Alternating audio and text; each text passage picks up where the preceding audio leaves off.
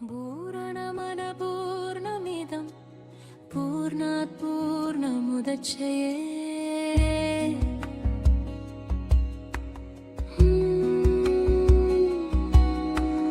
पूर्णस्य पूर्णमादाय पूर्णमेवावशिष्यते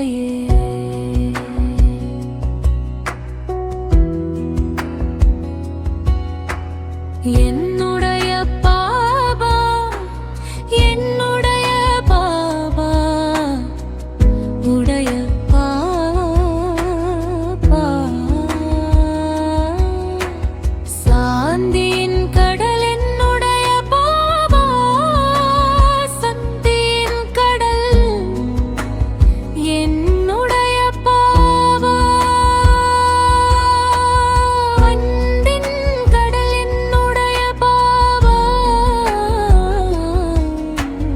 மாதத்தின் கடல் என்னுடைய பாபா கருணையின் கடல் என்னுடைய பாபா திரியத்தின் கடல் என்னுடைய பாபா சத்தியத்தின் கடல் என்னுடைய பாபா தூய்மையின் கடல் என்னுடைய பாபா ரூபத்தின் கடல் என்னுடைய பாபா இனிமே தன்மையின் கடல் என்னுடைய பாபா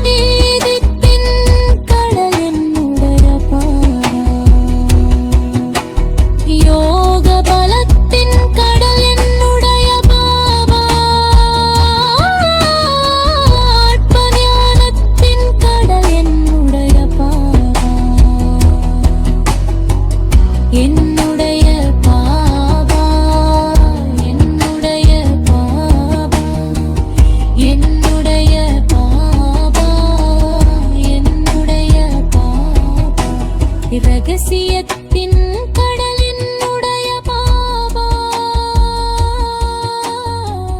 அழகின் கடல் என்னுடைய பாபா, நூனத்தின் கடல். ஓம் சாந்தி.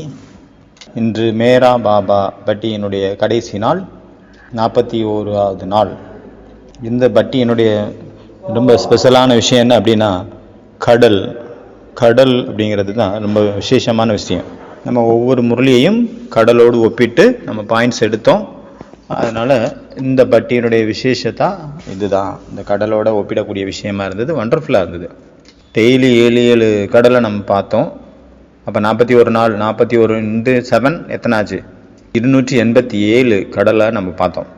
287 பாபாவனுடைய கடல் ரூபத்தை நம்ம பார்த்துட்டோம். கோர்ஸ் நம்ம எடுக்கிறோம் அப்படின்னா 32 தான் சொல்கிறோம். ஆனால் நம்ம இந்த செஷனில், இந்த பட்டியில் 32 இல்லை 287 பாபாவனுடைய கடல் ரூபத்தை நம்ம பார்த்தோம். நிறைய ரிப்பீட் ஆகிருந்தது. இன்றைக்கி 1993 இந்த வருஷத்தினுடைய கடைசி முரளி, 31 டிசம்பர் 1993. இந்த முரளியில் பாபா புது வருஷத்துக்காக வாழ்த்துக்கள் சொன்னார். எந்த ரீதியில் நம்ம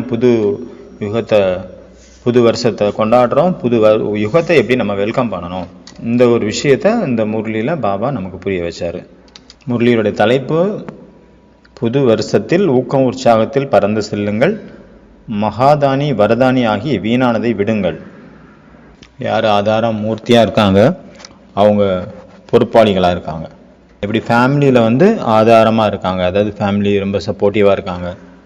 ஒரு ஃபேமிலியில் எப்படி ஒரு அப்பா இருக்கார், தாதா தாதி அப்பா அம்மா, அவங்க ஆதாரமாக இருக்காங்க ஃபேமிலியை ரன் பண்ணுறதுக்காக. ராமாயணத்தில் நம்ம பார்க்குறோம், காட்டப்பட்டிருக்குது. ராமர் எப்போ ராமராஜ்யத்தை ஸ்தாபனை பண்ணாரோ, அவர் தனியாக ஸ்தாபனை பண்ணலை ராமராஜ்யத்தை. அவர் கூட லக்ஷ்மணன் இருந்தார், ஆஞ்சநேயர் இருந்தார், சீதா இருந்தாங்க, பரதன் இருந்தார். லக்ஷ்மணன் அவருடைய ராமலக்ஷ்மணன், அந்த லக்ஷ்மணனுடைய தியாகம் ரொம்ப முக்கியமானதாக பங்கு ஆற்றுச்சு. அப்புறம் அவருடைய ஒய்ஃப் ஊர்மிளை, அவங்களுடைய தியாகமும் அங்கே இருந்தது. பரதன் அவருடைய சுயநலமற்ற அன்பு அங்கே இருந்தது, அந்த உதவியாக இருந்தது. ஹனுமான்ஜியினுடைய சக்தி ரூபம் அங்கே உதவியாக இருந்தது. இந்த மாதிரி எல்லாருடைய சப்போர்ட் மூலமாக ராமராஜ்யம் ஸ்தாபனையாச்சு. சுக்ரீவன் ஹெல்ப் பண்ணார், ஃப்ரெண்ட்ஷிப்பு, எல்லாரும் நிறைய பேர் அவருக்கு ஹெல்ப் பண்ணியிருந்தாங்க அந்த ராஜ்யத்தை ஸ்தாபனை பண்ணுறதுல. பாபா ஆத்மாக்களாகிய நம்மளை ஆதார மூர்த்திகளாக ஆக்குறாரு. இந்த உலகத்தில் நம்ம ஆத்மாக்கள் யார்? ஆதார மூர்த்திகள். இந்த புது சிருஷ்டியினுடைய ஆதார மூர்த்திகள் நம்ம ஆத்மாக்கள், நம்ம குழந்தைங்க தான் ஆகிறோம். ஏன் அப்படின்னா, நம்ம ஆத்மாக்கள் பாபாவனுடைய துணைவர்களாக இருக்கிறோம், பாபா கூடவே இருக்கிறோம், உதவியாளராகவும் இருக்கிறோம். அதனால நம்ம ஆதார மூர்த்திகளாக மாறுறோம். பாபா பாருங்க எவ்வளோ சூப்பரான டைட்டில் கொடுத்துருக்கிறாரு நமக்கு, ஆதார மூர்த்தி. அதனால் இன்றைய நம்ம பார்க்க போகிற முதல் கடல் புதுமைத்தன்மையின் கடல். பாபா ஏன் புதுமைத்தன்மையின் கடலாக இருக்கிறார்? ஏன்னா பாபா என்ன பண்ணுறாரு? பழசெல்லாம் புதுசாக்குறாரு, புது யுகத்தை உருவாக்குறாரு, புது யுகத்துக்கு நம்மளை கூப்பிட்டு போகிறாரு. ஒவ்வொரு விஷயமும் புதுசு பண்ணுறாரு. பழைய உலகத்தை புது உலகமாக மாற்றிடுறாரு, பழைய யுகத்தை புது யுகமாக்கிடுறாரு. புது யுகம், புது வருஷம், எல்லாமே சம்பந்தம் கூட புதுசு. பிராமண ஆத்மாக்களுடைய நம்மளுடைய ஒவ்வொரு நாளும் புதுமையானது. அப்புறம் நம்மளுடைய தினச்சரியமும் புதுமையானது. சமஸ்காரமாகட்டும், நம்மளுடைய உலகமாகட்டும், எல்லாமே புதுசாயிருது. அமிர்த வேலையிலிருந்து நம்மளுடைய முழு நாளும் புதுமை புதுமை புதுமை. இப்போ எம்பிபிஎஸ் படிக்கிற ஸ்டூடெண்ட்ஸ் இருக்காங்கன்னா, அவங்க படித்து முடிச்சுட்டு டாக்டர் ஆகிடுறாங்க. அப்புறம் அவங்களுடைய டாக்டர் அப்படிங்கிறது அவங்களுடைய ஐடென்டிட்டி ஆயிடுது. அவங்களுடைய தினச்சரியம் மாறி போயிடுது, அவங்களுடைய ஸ்மிருதி மாறி போயிடுது, அவங்களுடைய பார்வை மாறி போயிடுது, எல்லாமே புதுசாகிடுது. அதே போல் நமக்குள்ள கூட பாபா மாற்றத்தை கொண்டு வந்துடுறாரு. எப்போ நம்ம இந்த ஞானத்தை புரிஞ்சுக்கிறோமோ அப்போ நம்மளுடைய ஸ்மிருதி புதுசாக மாறுது, நம்மளுடைய விருத்தி புதுசாக மாறுது, நம்மளுடைய திருஷ்டி புதுசாக மாறுது. ஸ்மிருதி, திருஷ்டி, விருத்தி மூணையுமே பாபா மாற்றி விட்டுறாரு. எல்லாமே புதுசாக மாறிடுது. ஆன்மீக ஸ்மிருதி வந்துடுது, ஆத்மீக ஸ்மிருதி. விருத்தியில், அதாவது உள் உணர்வில் புதுமை வந்துடுது. புரிதல், புரிஞ்சுக்கிட்டோம், அண்டர்ஸ்டாண்டிங், பாசிட்டிவிட்டி, சுப் பாவனை, சுப காமனை, நம்மளுடைய திங்கிங்கு வந்து வே, அந்த வழியே நம்ம மாறி போயிடுது. சிந்தனையினுடைய மார்க்கமானது மாற்றம் அடைஞ்சிருது. புது மார்க்கத்தை நோக்கி பயணம் செய்ய ஆரம்பிக்குது. திருஷ்டி என்ன ஆகுது? பாயினுடைய திருஷ்டியாக இருக்குது, தூய்மையினுடைய திருஷ்டியாக இருக்குது, எல்லாமே புதுசாயிருது. ஏன்னா புது விஷயம் அப்படின்னா எல்லாருக்குமே அது பிடிச்சிருக்கு. அதனால் உலகமும் புதுசாக மாறுது நமக்காக, நம்மளுடைய சமஸ்காரங்களும் புதுசாக இருக்குது. அடுத்து நெக்ஸ்ட் வந்து ஊக்கம் உற்சாகத்தின் கடலாக இருக்கிறார் பாபா. எப்படி ஊக்கம் உற்சாகத்தின் கடலாக இருக்கிறாரு? நம்மளை வந்து ஊக்கம் உற்சாகத்தில் நம்மளை முன்னேற்றுறாரு பாபா. டெய்லி பாபா வந்து முரளியில் என்ன பண்ணுறாரு? மிட்டை பச்சே, இனிமையான குழந்தைகளே, ஒவ்வொரு நாளினுடைய முரளியும் எவ்வளோ ஊக்கம் உற்சாகத்தால் நம்மளை நிரப்புறாரு. இந்த ஊக்கம் உற்சாகம் பாபா மீட்டு கூட இருக்குது அப்படின்னா எவ்வளோ ஊக்கம் உற்சாகத்தில் நம்ம நிறைஞ்சிடறோம் இல்லையா? பாபா முன்னாடியும் சரி, பாபா மீட்டு டைம்லேயும் சரி, அதுக்கு பிறகும் சரி, ஊக்கம் உற்சாகம் நிறைஞ்சிருது நமக்குள்ள. நம்ம ஏதாவது திருவிழாக்கள் கொண்டாடுறோம், ஃபெஸ்டிவல் கொண்டாடுறோம் அப்படின்னா அப்போ ஊக்கம் உற்சாகம் இருக்குதும். அதுக்கு முன்னாடியினுடைய மனநிலை கூட நமக்கு ஊக்கம் உற்சாகம் நிறைஞ்சதாக இருக்குது. இந்த மாதிரி ஊக்கம் உற்சாகம் தானாகவே நமக்குள்ளே வர ஆரம்பிக்குது. புது வருஷத்துக்கான வாழ்த்துக்கள் கொடுக்குறார் பாபா. ஏன்னா பிராமணர்களுக்காக ஒவ்வொரு நாளுமே புதுசு, ஊக்கம் உற்சாகம். பிராமண வாழ்க்கையே ஊக்கம் உற்சாகம் தான். ஊக்கம் உற்சாகத்தில் நம்ம இருக்கிறோம் அப்படின்னா நம்ம ஏறும் கலையில் போயிட்டுருக்கோம் அப்படின்னு அர்த்தம். ஊக்கம் உற்சாகத்துக்கு ரெக்கைகள் இருக்குது. ஊக்கம் உற்சாகம்தான் பிராமண வாழ்க்கையின் சக்தியாக இருக்கிறது. உலகத்தில் பார்க்குறோம், எந்த ஒரு ரசனையும் இல்லை, ஆனால் பிராமணர்களாகி நம்மளுடைய லைஃப்பில் ரசம் நிறைஞ்சு இருக்குது. எவ்வளோ சுவை மிக்கதாக மாறிடுச்சு நம்மளுடைய வாழ்க்கை. ஊக்கம் உற்சாகத்தினுடைய ரசம் அங்கே இருக்குது, ரசனை. யாராவது மனசு உடஞ்சி போயிட்டா கூட என்ன ஆயிடுறாங்க? ஊக்கம் உற்சாகம் வந்து அவங்கள என்ன பண்ணுது? அந்த சோகத்தை அது நீக்கிறது. எப்போ நம்ம ஊக்கம் உற்சாகத்தில் இருக்கிறோமோ இப்போ எந்த ஒரு பிரச்சனையும் நம்ம ஈஸியாக கிராஸ் பண்ணிடுறோம். புயலை கூட ஊக்கம் உற்சாகத்தில் நம்ம இருக்கும்போது தென்றலாக மாற்றிடுறோம், பரிசாக மாற்றிடுறோம். நம்ம ஊக்கம் உற்சாகத்தில் இருக்கிறோம் அப்படின்னா நம்ம வந்து மலை போன்ற விஷயத்தை கடுகாக்கிடுறோம், கடுகு போன்ற விஷயத்தை நம்ம பஞ்சா மாற்றிடுறோம். என்ன ஒரு விஷயத்தையும் நம்ம ஊக்கம் உற்சாகத்தில் இருக்கும்போது அதை சின்னதாக மாற்றிடுறோம். பெரிய விஷயம் கூட சின்னதாகிடுது, சின்னதாக நமக்கு ஃபீல் ஆகுது. நம்ம ஊக்கம் உற்சாகத்தில் நம்ம இருக்கும்போது என்ன மாதிரியெல்லாம் பிரச்சனைகள்லாம் நம்மளை சூழ்ந்து இருக்குதோ, நிறைய பிரச்சனைகள் வரும். பரீட்சை நமக்கு கொடுக்கறதுக்காக, டெஸ்ட் பண்ணுறதுக்காக வரும்.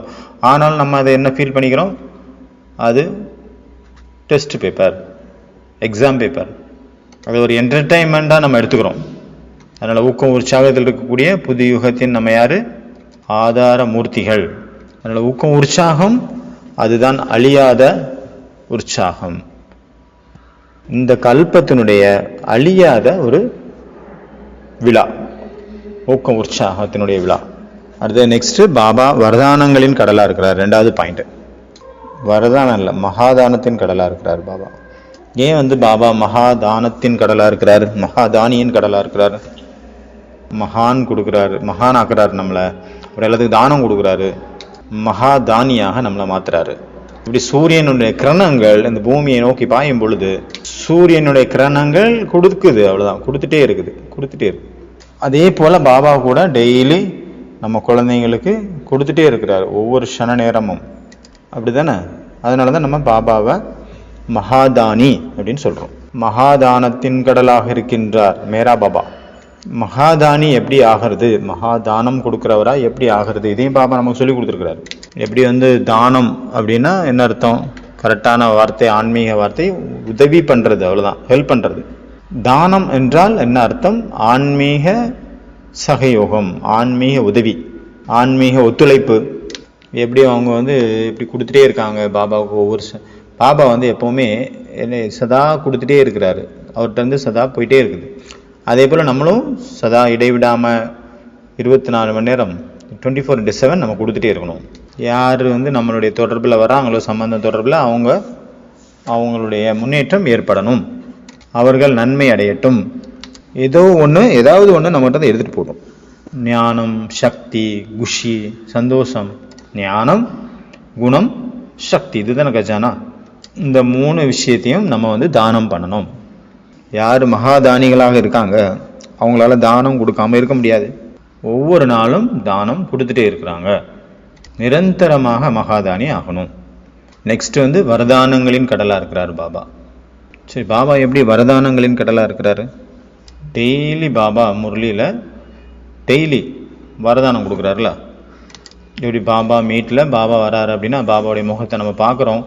பாபாவுடைய முகமே எப்படி இருக்குது? வரம் கொடுக்கக்கூடியதாக இருக்குது. பாபாவுடைய முகத்தை பார்த்த உடனே நம்ம எல்லாத்தையுமே மறந்துடுறோம். அவர் வரதானி மூர்த்தியாகி வரதானங்களின் கடலாகி எல்லாத்துக்கும் வரதானம் கொடுக்குறாரு பாபா.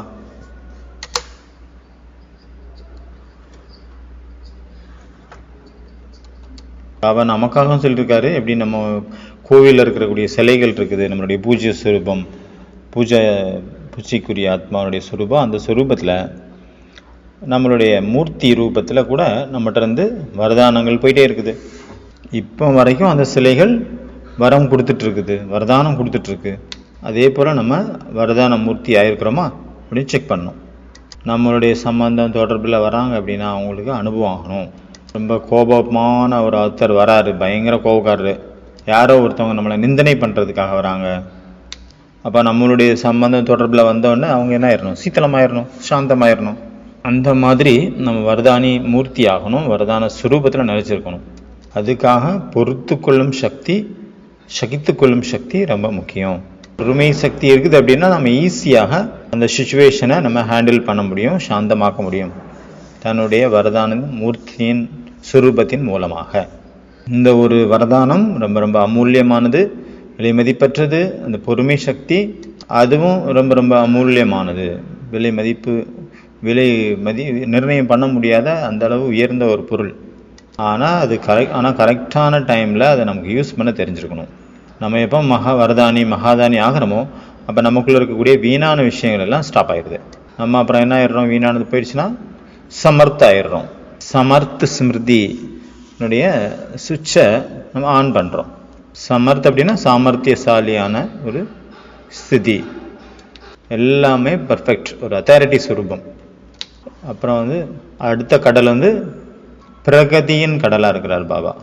பிரகதினா முன்னேற்றத்தின் கடலாக, முன்னேற்றுவிக்கக்கூடிய கடலாக இருக்கிறார் பாபா. தன்னுடைய ஞானத்தின் மூலமாக, தன்னுடைய வருகையின் மூலமாக, தன்னுடைய ஒவ்வொரு சன நேரத்தின் நம்மளுடைய சங்கத்தின் மூலமாக நம்மளை வந்து முன்னாடி கொண்டு போகிறாரு, முன்னேற்றுறாரு. அவர் நமக்கு புரிதல் கொடுக்குறாரு, புரிய வைக்கிறார். ஞானத்தின் ஆதாரத்தில் பாபா நிறைய தடவை சார்ட் வைக்கிறதுக்காக சொல்கிறாரு. நம்மளுடைய சார்ட் சப்ஜெக்ட் இருக்குல்ல, 4 சப்ஜெக்ட். அது என்னெல்லாம்? ஞானம், யோகம், தாரணை, சேவை. நமக்கு 4 சப்ஜெக்ட். இது நம்ம ஒவ்வொரு நாளும் இந்த 4 சப்ஜெக்ட்லேயும் நம்ம கவனம் கொடுக்குறோம் அப்படின்னா நமக்கு முன்னேற்றம், கொஞ்சம் மூவ்மெண்ட்டு போயிட்டே இருக்கும்.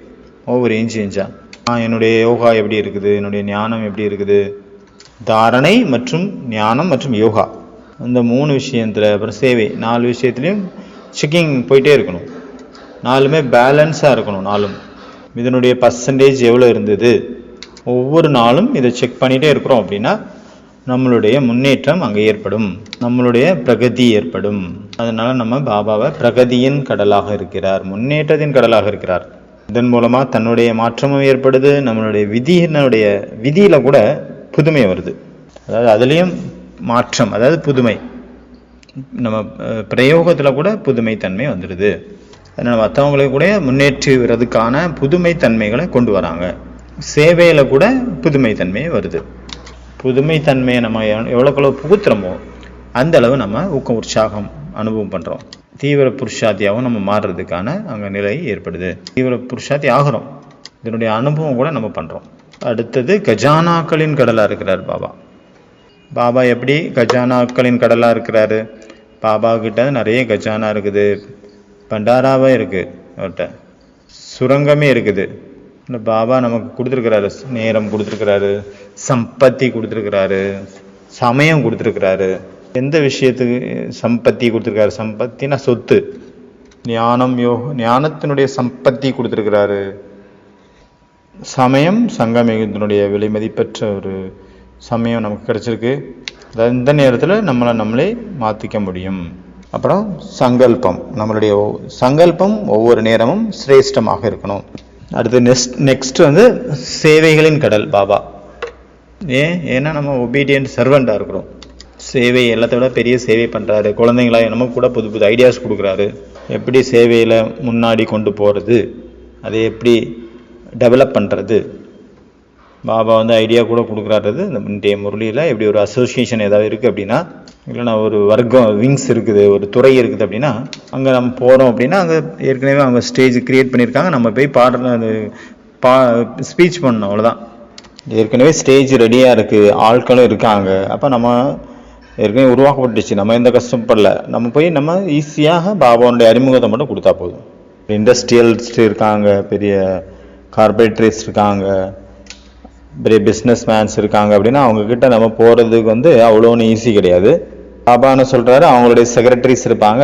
அந்த செக்ரட்டரிஸை நம்ம பிடிச்சிட்டோம் அப்படின்னா சேவையில் ஒரு ஸ்டெப்பு முன்னாடி போக முடியும். அப்போ சேவை வந்து ஈஸியாயிரும். அதன் மூலமாக பாபாவுடைய செய்தியை நம்ம பரப்ப முடியும். இந்த மாதிரி பாபா வந்து சேவையினுடைய நிறைய புது புது ஐடியாஸ் கொடுக்குறாரு. அதனால் பாபா யார்? சேவைகளின் கடலாக இருக்கிறார் பாபா. இதுதான் பாபாவுடைய 7 கடல் இருந்தது. இந்த வருஷத்தில் பாபா ஏதாவது ஒரு புதுமையை கொண்டு வாங்க. தினமும் புதுமையாக இருக்கணும், டெய்லி புதுசாக இருக்கணும், ஃப்ரெஷ்ஷாக இருக்கணும். ஏன்னா நம்ம கூட இப்போ 19ஆம் தேதி ஆச்சு, இன்னும் கொஞ்ச நாளில் புது வருஷம் வந்துடும். 2026க்குள்ளே என்ட்ராயிடுவோம். நம்மளுடைய வாழ்க்கை கூட புதுமையால் நிறைஞ்சிடணும். இப்போ முதல் கடல் பாபா என்னவா இருந்தார்? புதுமை தன்மையின் கடல். பாபாவுக்கு வந்து எப்போவுமே புதுசாக தான் பிடிக்கும். அதனால் புதுசாக வந்த குழந்தைங்க தான் அவருக்கு ரொம்ப பிடிக்குது. 2வது ஊக்கம் உற்சாகத்தின் கடலாக இருக்கிறார் பாபா. அவரும் ஊக்க உற்சாகத்தில் இருக்கார், நம்மளையும் ஊக்க உற்சாகத்தில் கொண்டு வந்துடுறாரு. நெக்ஸ்ட்டு வந்து 3வது மகாதானத்தின் கடலாக இருக்கிறார் பாபா. அவர் சுயம் மகாதானியாக இருக்கிறாரு, நம்மளையும் மகாதானி சுரூபத்தில் நம்மளை சுரூபமானவங்களாக மாற்றுறாரு. அடுத்தது வரதானத்தின் கடலாக இருக்கிறாரு. வரதானங்களால் நம்மளுடைய பைகளை நிரப்பிடுறாரு, புத்தியின் பையை. கூடவே நம்மளையும் வரதானி மூர்த்தி ஆக்கிடுறாரு பாபா. அடுத்தது கஜானாக்களின் கடலாக இருக்கிறார் பாபா. கஜானாக்களால் நம்மளை நிறைச்சிடுறாரு. அடுத்தது பிரகதியின் சாகர், பிரகதியின் கடலாக இருக்கிறாரு.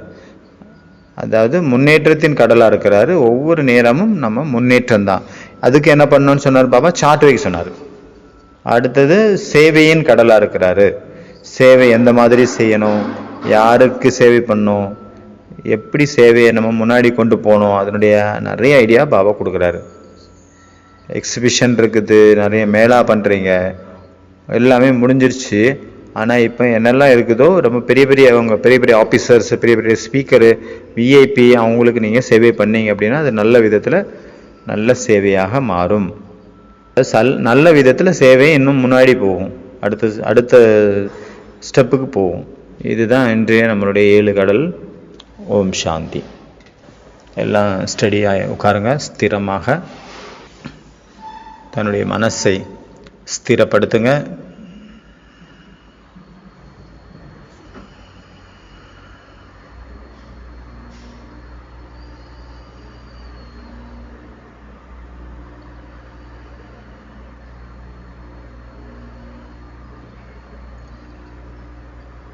தன்னைத்தானே ஆதார மூர்த்தியாக புரிஞ்சுக்கோங்க. நான் ஆத்மா ஆதார மூர்த்தி ஆவேன்.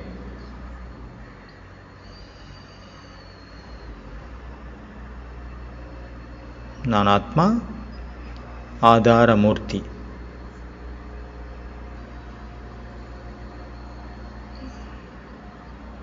இந்த புது யுகத்தின், புது சிருஷ்டியின் ஆதார மூர்த்தி நான்.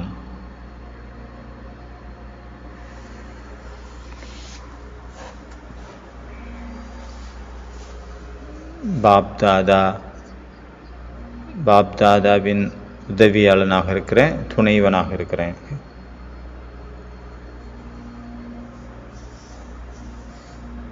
ஆதார மூர்த்தியாக இருக்கிறேன். நான் ஆத்மா.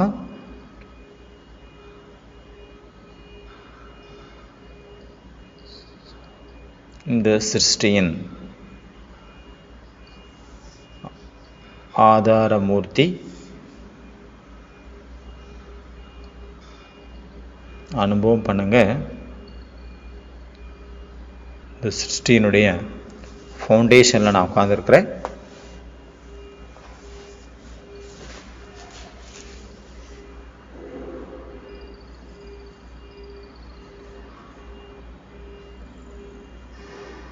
ஒவ்வொரு நாளும் நமக்காக புது நாள்தான், புதுமை, ஊக்கம், உற்சாகத்தின் நாளாக இருக்கிறது.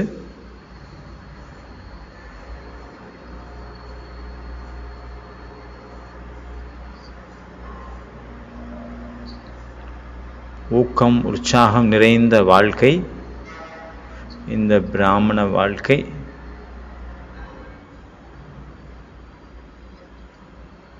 இந்த பிராமண வாழ்க்கையின் ஒவ்வொரு நாளும் ஊக்கம், உற்சாகத்தின் நாளாக இருக்கிறது.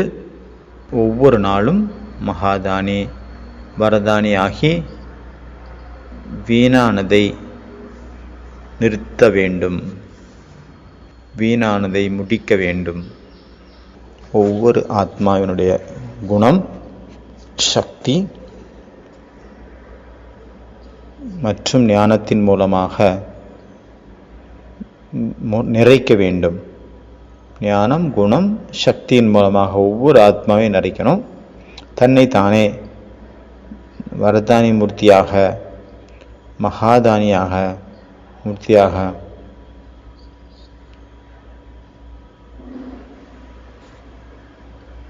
அதனால் உங்களை நீங்களே வரதானி மூர்த்தின்னு புரிஞ்சுக்கோங்க.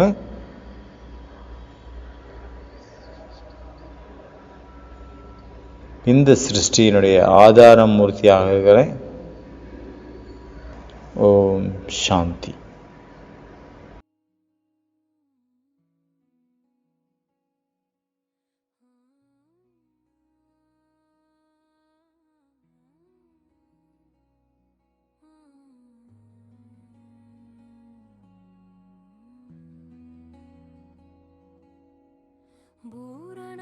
पूर्णमदपूर्णमिदं पूर्णात् पूर्णमुदच्यते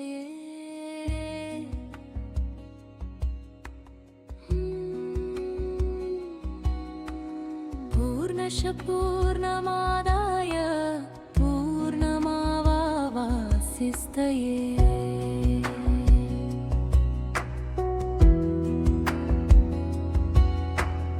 என்னுடைய பாபா, என்னுடைய பாபா, உடைய பாபா,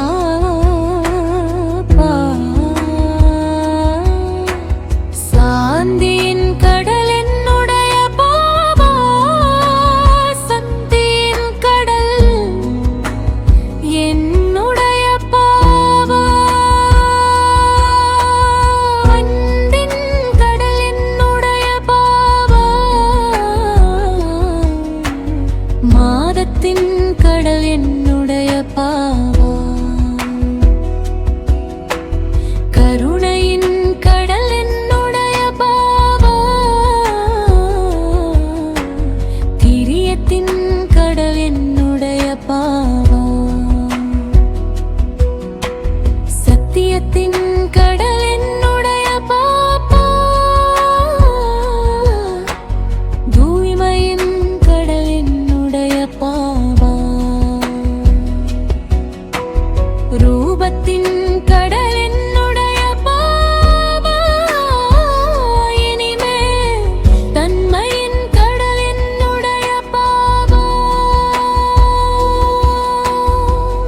என்னுடைய பாபா, என்னுடைய பாபா, என்னுடைய பாபா, என்னுடைய பாபா, அன்பு நினைவுகளின் கடல் என்னுடைய